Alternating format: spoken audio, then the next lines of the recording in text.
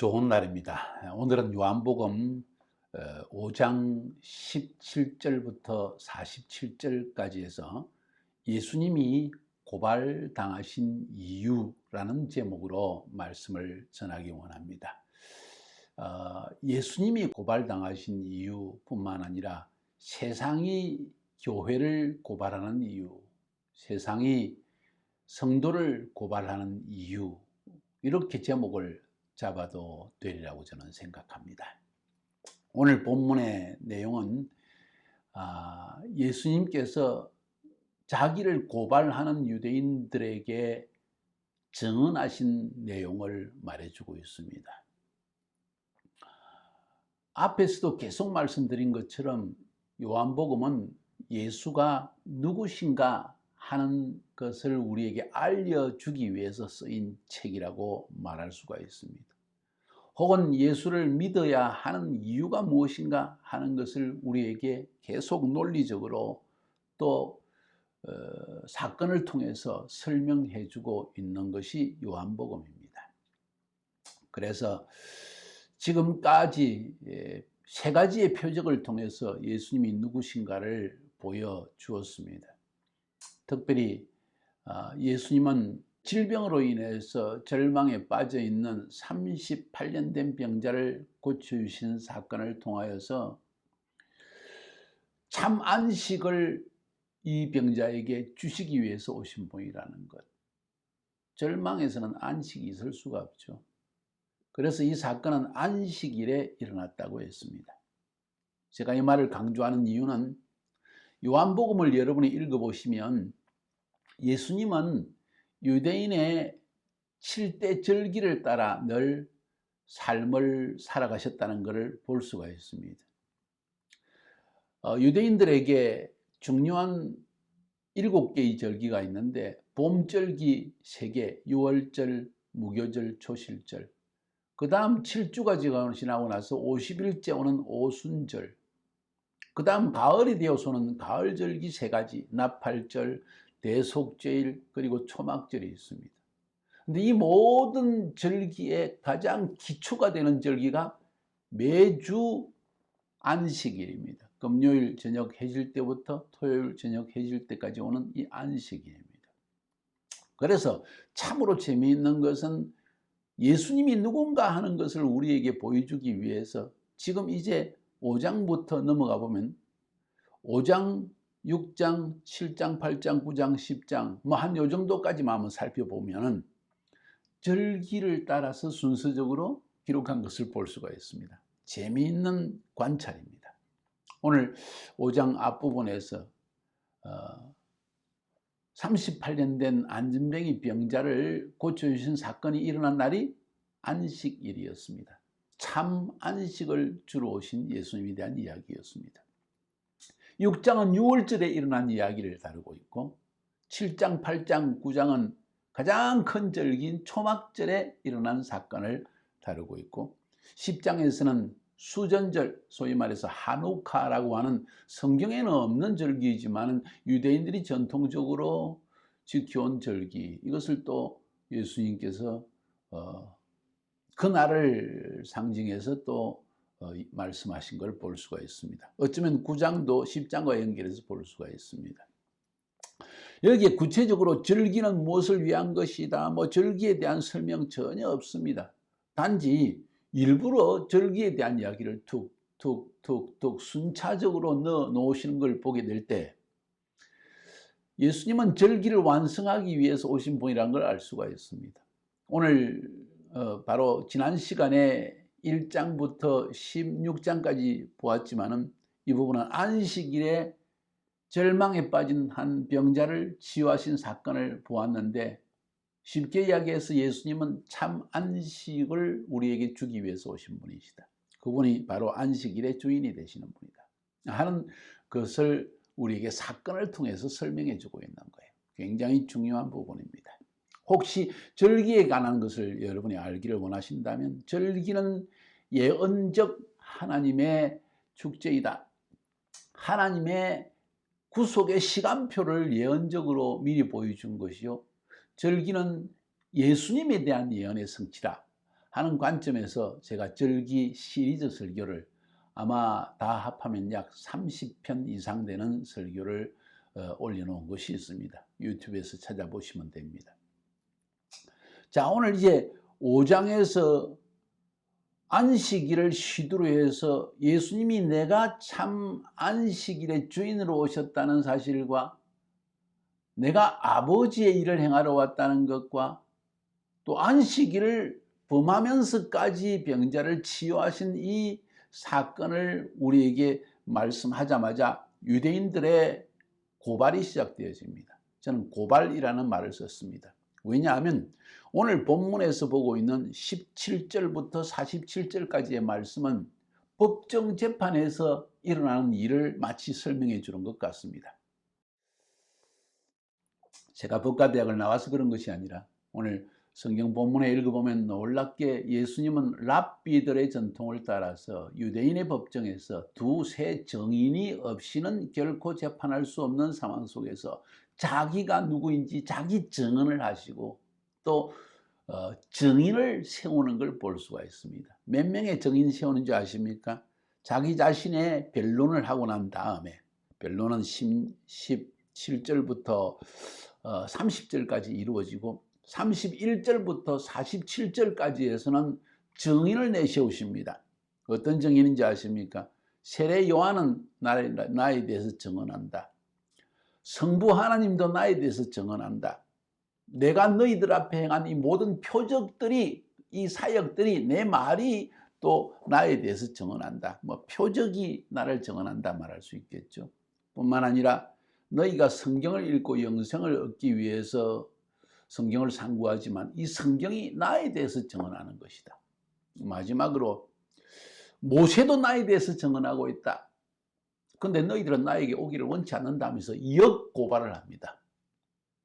유대인들이 예수님을 고발했는데 예수님이 증인을 세례 요한, 성부 하나님, 자신의 사역, 그리고 성경, 모세 이 5가지의 이 5 증언을 통해서 정인을 세우시고 그리고는 거꾸로 그들을 고발합니다. 너희들 마음속에 하나님을 알고자 하는 마음 자체가 없다. 세상 영광을 구하여서 아버지의 영광을 받아들이려고 하지 않는다. 아버지가 보낸 나를 믿지도 않는다. 나를 보내신 아버지와 또 나를 믿으면 영원한 생명이 주어지는데 너희들은 그걸 원치 않는다 하면서 예수님을 고발한 유대인을 고발한 내용이 오늘 본문에 적혀 있는 것입니다. 그래서 이건 하나의 법정입니다. 재판정에 선 예수의 모습입니다. 고발한 사람은 유대인들이고 피고인은 예수이고 증인은 세례 요한, 성부, 예수님의 사역, 성경 그리고 모세입니다. 자, 이렇게 이 모든 것이 지금 이런 식으로 쓰여 있다는 것을 우리가 아는 것이 굉장히 중요합니다. 그러면서 또 아이디얼하게도 모세를 증인으로만 세운 것이 아니라 너희를 심판할 자는 모세이다. 재판장은 모세다. 너희들이 그렇게 신봉하고 따르는 토라, 모세오경 이것이 너희를 심판할 것이다. 이런 이야기를 지금 던져주고 있는 것이 오늘 본문 전체의 내용입니다. 이러면 설교 끝난 것입니다. 이 기본적인 큰 그림 하에서 오늘 예수님은 누구신가 하는 것을 아는 것은 굉장히 중요합니다. 가장 중요한 것은 왜 이들이 유대인이 예수님을 이렇게 고발했습니까? 왜 예수님을 죽이려고 합니까? 오늘 16절, 17절, 18절을 읽어보면 그러므로 안식일에 이러한 일을 행한다 하여 유대인들이 예수를 박해하게 된지라. 박해하게 된지라 할 때 이 박해란 말이 아니라 고발하게 된지라. 예수님을 지금 그의 죄를 지금 찾기 위해서 정죄하게 된지라. 이런 표현을 씁니다. 이건 법정 용어를 헬라어 원문에서 쓰고 있습니다. 예수님을 지금 고발하게 된지라. 그리고 그의 죄목을 지금 찾게 된지라. 이렇게 이야기하는 것입니다. 17절에 예수께서 그들에게 이르시되 내 아버지께서 이제까지 일하시니 나도 일하신다 하매 하하 유대인들이 이로 말미암아 더욱 예수를 죽이고자 하니 고발해서 죽음에 넘기려고 하는 겁니다. 이는 안식일을 범할 뿐만 아니라 하나님을 자기의 친아버지라 하여 자기를 아버지와 동등됨으로 삼으심이라. 다시 말해서 자기를 신이라고 한다는 거예요. 자기를 하나님이라고 한다. 안식일을 범한 것만 해도 죽일 죄인데 자기를 하나님으로 칭하니까 이건 완전히 죽여버려야 되는 거죠. 이런 의미에서 유대인들은 예수님을 고발했고, 이제 차례대로 살펴봅시다. 17절부터 예수님께서 자기 증언이 시작되어집니다. 17절 18절 읽습니다. 예수께서 그들에게 이르시되 내 아버지께서 이제까지 일하시니 나도 일한다 하시매 유대인들이 이로 말미암아 더욱 예수를 죽이고자 하니 이는 안식일을 범할 뿐만 아니라 하나님을 자기의 친아버지라 하여 자기를 하나님과 동등으로 삼으심이라. 만약 지금 이 세상에서 그런 사람 나타난다면 죽여야 되겠죠. 미치광이 아니면 죽여야 될 사람이겠죠. 여기서 중요한 것은 내 아버지께서 일하시니 나도 일한다. 그 다음 19절 20절 봅니다. 그러므로 예수께서 그들에게 이르시되 내가 진실로 진실로 너희에게 이르노니 아들이 아버지께서 하시는 일을 보지 않고는 아무것도 스스로 할 수 없나니 아버지께서 행하시는 그것을 아들도 그와 같이 행하느니라. 뭔 이야기하는지 아십니까? 여러분, 유대인들의 사회에 있어 굉장히 중요한 것은 이런 멘토링의 과정입니다. 혹은 도제 제도라고 말할 수 있습니다. 어떤 후계자를 삼으려고 할 때 항상 그 후계자에게, 특별히 아버지가 아들에게 자기가 하는 장사를 데리고 다니면서 다 보여줍니다. 그런 것입니다. 지금 그래서 아들은 아버지가 하는 것 그대로 보고 하고 있다. 아버지께서 일하시기 때문에 나도 안식일에 일하는 것이다. 안식일에 사람을 치유하는 것, 죽은 자를 살리는 것, 아버지가 하는 일이다. 동의하느냐? 이런 이야기입니다. 여기서 굉장히 중요한 것, 아들은 아버지가 하는 것을 보고 하는 것이다. 너희들도 심지어 랍비의 세계에서도 큰 랍비 선생을, 랍비에 되기 원하는 이 학생들이, 랍비 학생들이 그 큰 랍비를 따라다니면서 그의 말하는 것 듣고 그가 행하는 것 따라하고, 이게 바로 도제제도라는 것이죠. 서양적으로 말한다면. 그와 마찬가지로 나도 아버지가 행한 걸 따라하는 것뿐이다. 그런데 20절에 아버지께서 아들을 사랑하사 자기가 행하시는 것을 다 아들에게 보이시고, 아주 도제제도의 그 랍비 제도의 모습을 보여주고 있습니다. 또 그보다 더 큰 일을 행하사 너희에게 놀랍게 행하게 하시라. 큰 일이 뭘까요? 부활에 대한 이야기입니다. 무엇을 위한 부활일까요? 영생을 위한 부활이고 심판을 위한 부활이라는 것을 지금 말하고 있습니다. 지금 너희들이 내가 행하는 표적 때문에, 또 안식일을 범했다고 해서 내가 아버지와 동등됨을 취한다고 해서 그렇게 나를 고발하고 있느냐? 더 큰 일을 보게 될 걸, 이런 이야기입니다. 아주 조소하는 식으로, 조롱하는 식으로 지금 말씀하는 걸 볼 수 있습니다. 아주 당당하신 피고인의 모습입니다. 예수님은 피고인 아닙니까? 여기에서 지금.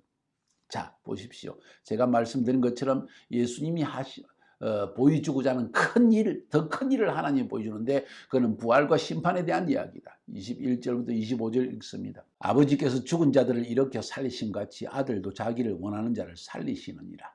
부활입니다. 아버지께서 아무도 심판하지 아니하시고 심판을 다 아들에게 맡기셨으니 심판입니다. 이는 모든 사람으로 아버지를 공경하는 것 같이 아들을 공경하게 하려 하심이라. 아들을 공경하지 아니하는 자는 그를 보내신 아버지도 공경하지 아니하느니라. 아들은 아버지가 하는 일을 다 보고 하고 있는데, 아들은 아버지가 하고자 하는 부활, 마지막 때의 심판, 이것을 그대로 행하는 분이다. 왜냐하면 왜 아들에게 아들을 이런 권세를 주셨나? 아들을 공경하게 하기 위한 것이다. 아들을 영접하는 자는 살 것이다. 24절에 내가 진실로 진실로 너희에게 이르노니 내 말을 듣고 또 나 보내신 이를 믿는 자는 영생을 얻었고 심판에 이르지 아니하느니 사망에서 생명으로 옮겼느니라. 이 일 때문에 아들을 보낸 것이다. 아들은 아버지가 하고자 하는 그 일에 대한 이야기를 들었고 보았고 그 일을 행하러 온 것이다. 그래서 이 아들을 믿는 자는 영생을 얻었고 심판받지 않는다. 왜? 그가 우리의 죄를 다 가져가시는 분이요, 우리의 삶의 저주까지도 가져가시는 분이시기 때문이다. 지금 그 이야기하고 있는 거예요. 그러면서 진실로 진실로 너희에게 이르노니 죽은 자들이 하나님의 아들의 음성을 들을 때가 오느니 곧 이때라. 듣는 자는 살아날 것이다. 부활할 것이다. 지금 바로 그 예수가, 너희들이 그렇게 기다렸던 성부 하나님께서 하시고자 하는 그 일을 행하시는 분이 지금 왔다는 겁니다. 그분이 이제 그분의 음성을, 그 예수의 음성, 아버지께서 보내신 예수의 음성을 들으면 살아난다는 이야기를 지금 하고 있는 거예요, 여러분. 26, 27, 28, 29 있습니다. 아버지께서 자기 속에 생명이 있음 같이 아들에게도 생명을 주어 그 속에 있게 하였고 또 인자됨으로 말미암아 심판하는 권세도 주셨다. 영원한 생명도 주셨고 또 그분을 영접하지 아니하여서 죄 가운데 살고 있는 사람들을 심판하는 권세까지 주셨다. 이를 놀랍게 여기지 말라. 무덤 속에 있는 자가 다 그의 음성을 들을 때가 오나니. 언제? 마지막 하나님의 심판 때 죽은 자도 살아나서 영원한 심판을 받는다.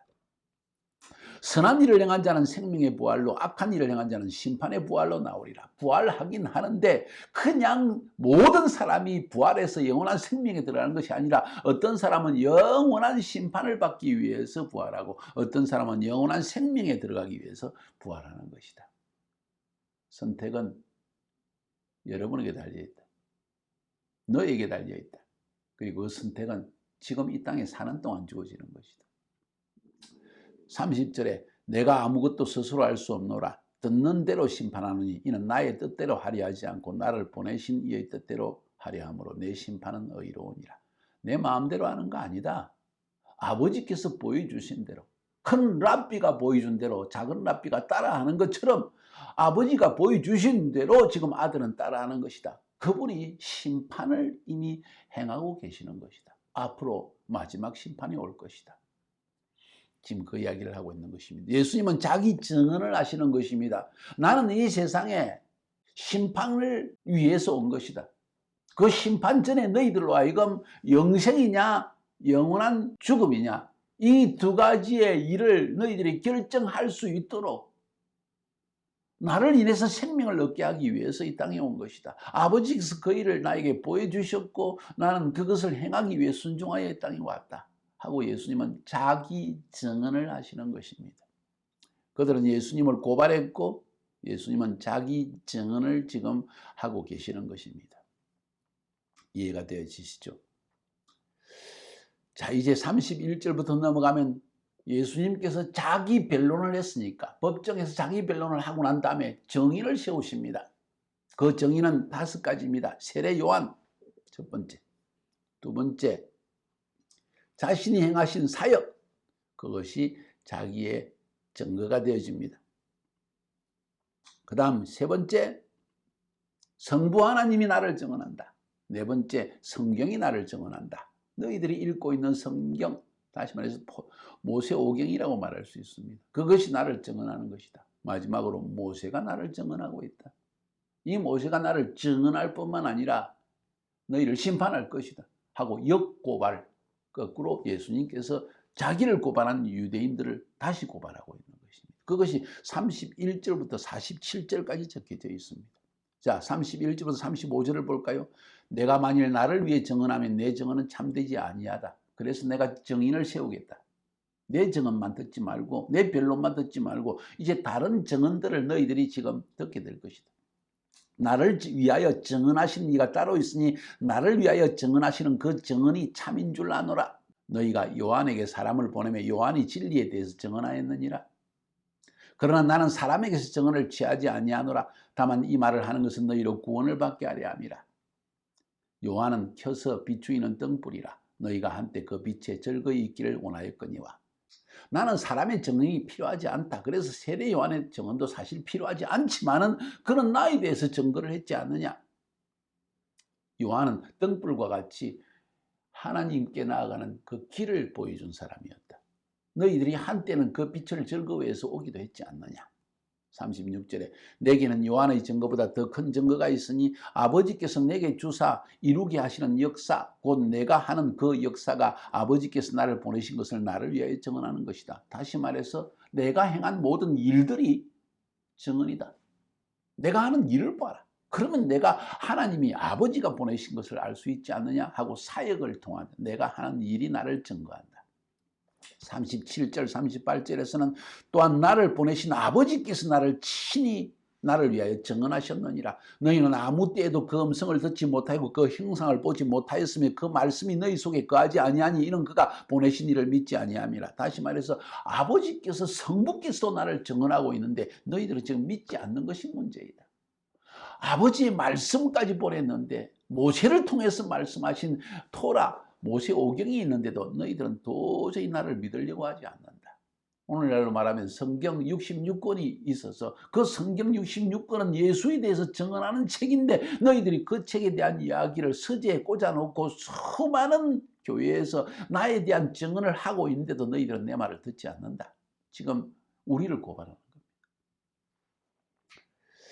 그 다음 또 증언 39절 40절은 성경의 증언입니다. 너희가 성경에서 영생을 얻는 줄 생각하고 성경을 연구하거니와 이 성경이 곧 내게 대하여 증언하는 것이라. 성경, 기록된 말씀, 여기서 말하는 것은 타나크를 이야기합니다. 토라, 모세오경과 네비임, 예언서, 이사야, 예레미야, 그리고 에스겔, 또 뭐 그 외에 계속 다니엘, 계속되는 이 예언서, 타나크, 케투빔, 성문서, 시편, 잠언, 이 모든 역대기 상하, 이 모든 것이 이 케투빔에 속하는데 이것들이 모두 나에 대해서 증언하는 것이다. 그런데 너희들은 내게 오기를 원치 않는구나. 성경은 끊임없이 암송하고 연구하고 설교하고 듣고 있지만 사실 나에게 오고 싶은 마음이 너희들이 없지 않느냐 하고 지금 역고발을 하고 있습니다.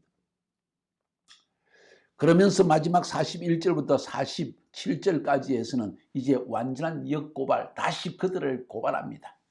41절에 나는 사람에게서 영광을 취하지 않는다. 사람들이 나에게 뭐라고 말하는 것이 중요한 것이 아니다. 다만 하나님을 사랑하는 것이 너희 속에 없음을 알았다. 내가 너희를 고발한다. 사실 너희들은 율법을 지킨다고 하지만, 예배를 드린다고, 제사를 드린다고 하지만은, 기도한다고 하지만은 너희 속에 하나님 사랑하는 마음은 없지 않느냐?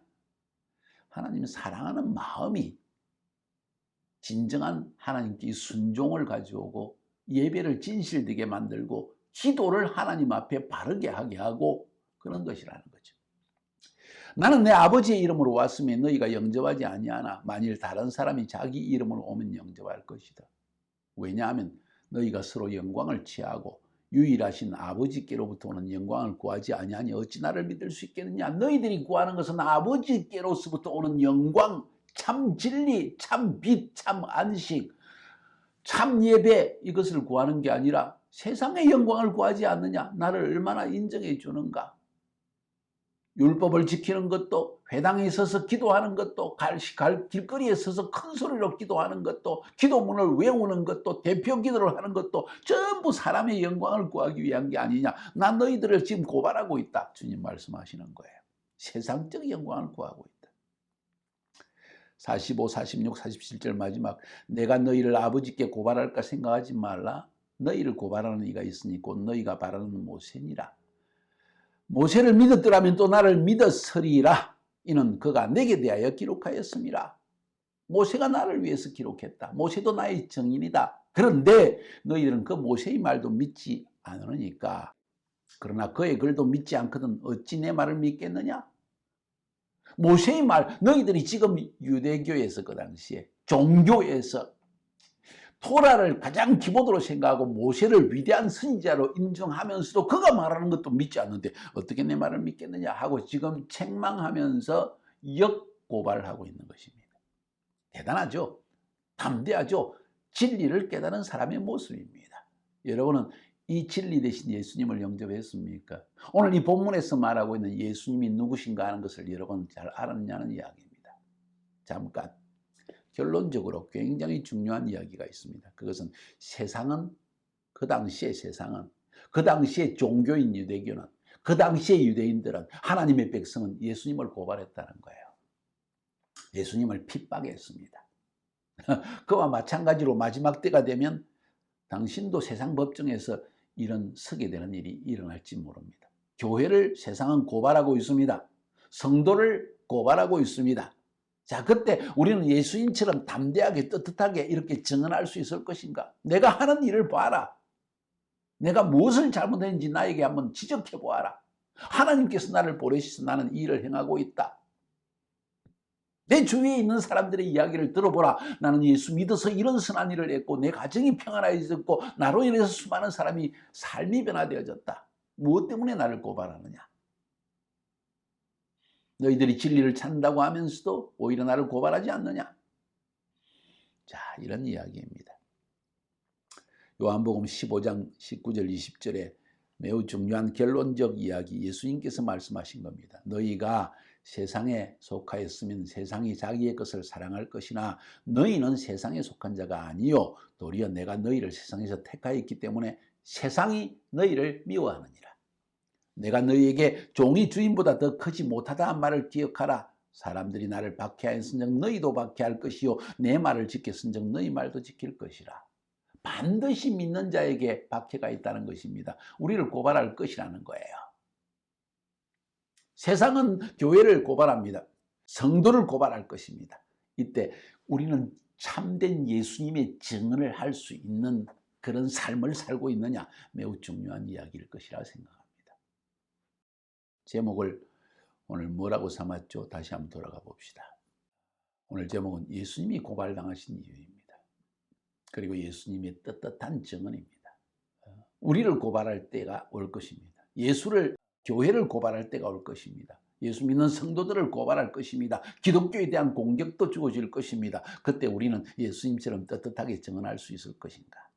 한번 묵상해 보시고 대화하시고 오늘 하루를 기도하며 승리하며 살 수 있기를 주님의 이름으로 축복합니다.